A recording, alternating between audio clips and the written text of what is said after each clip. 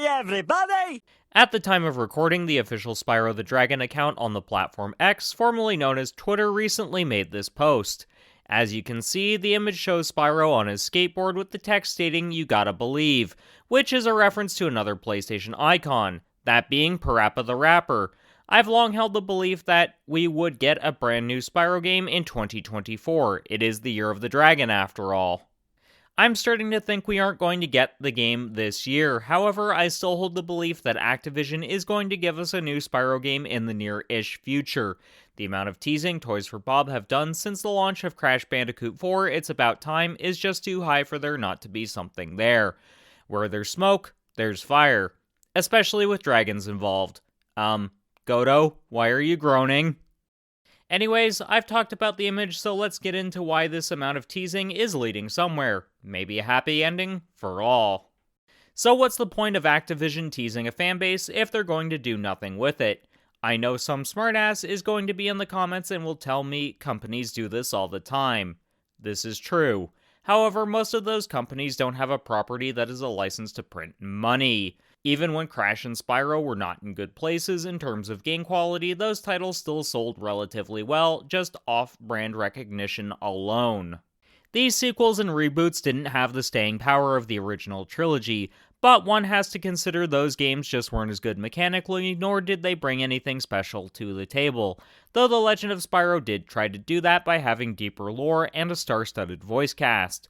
The Legend of Spyro games lasted for 3 titles, and it definitely has its set of fans. I'm not personally into it, as it's a weird mixture of 3D beat-em-up and a platformer, and it excels at neither. The amount of teasing Toys for Bob and Activision has been doing since 2020 only makes sense if there's a Spyro release imminent. If we look at when the Reignited trilogy released, we should have had a brand new title by this point in time.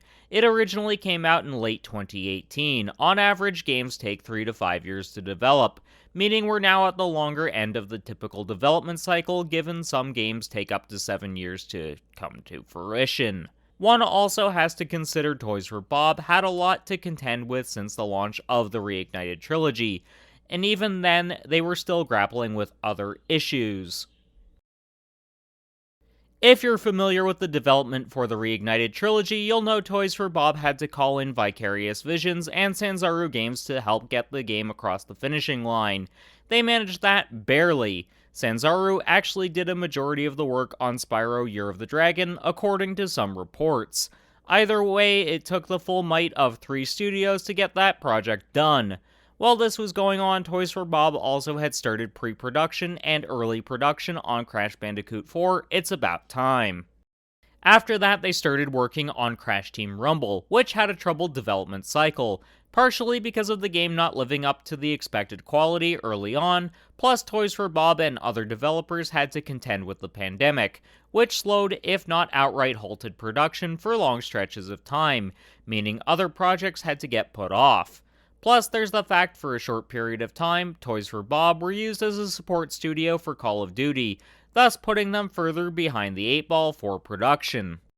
Using this information, it's clear we were supposed to get Crash Team Rumble, formerly known as Wumpa League, at an earlier stage, probably at some point in either 2021 or 2022, which means this new Spyro project was always going to be a 2024 release date. However, given all of the teething troubles related to Rumble, it's likely Spyro needed to be delayed.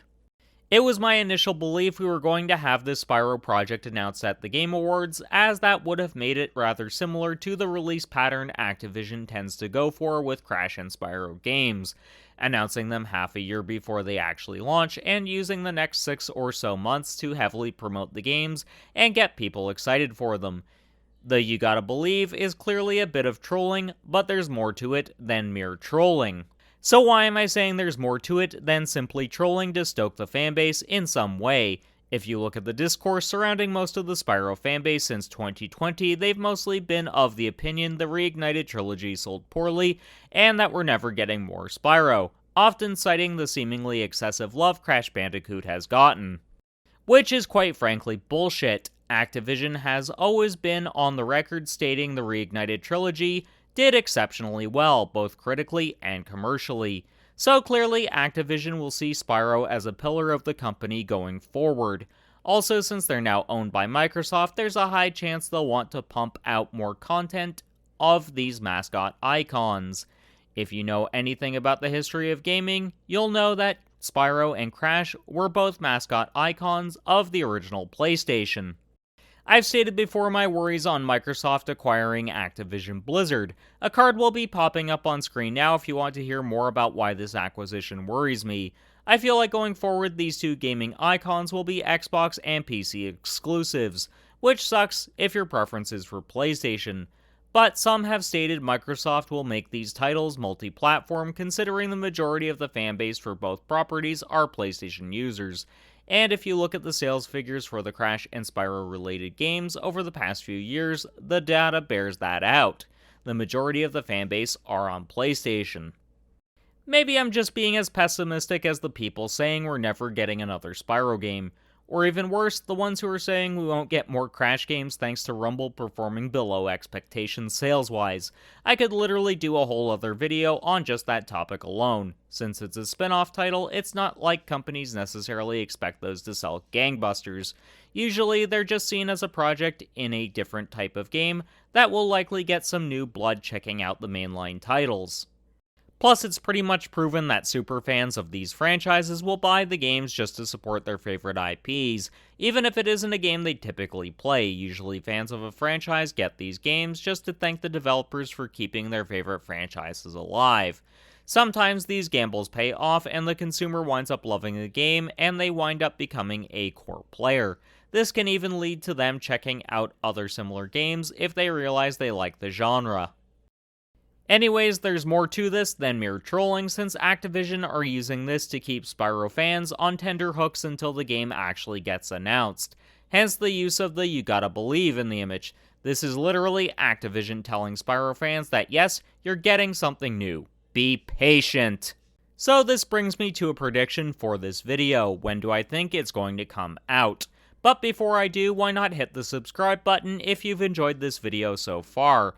It really helps the channel out, and I'm presently on the road to 1,000 subscribers. Anyways, I think this Spyro project will get announced around Summer Games Fest. This would be similar to Crash Bandicoot 4 It's About Time, which was announced on June 22nd of 2020, and released roughly 4 months later on October 2nd.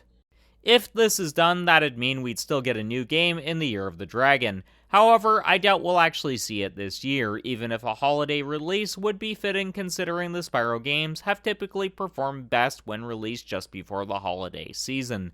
I think a Q1 or 2 of 2025 is the most likely, even if they can't leverage the Year of the Dragon marketing potential. This mostly comes down to the fact this year is an extremely packed one, and we don't even have all of the release dates for every game yet. Spyro is more likely to garner attention when the release window isn't as tightly packed, even if a Q1 or 2 release typically means a company has less confidence in a product. There have been some exceptions, of course, but most companies like to release games when they can bank on more people buying it right away.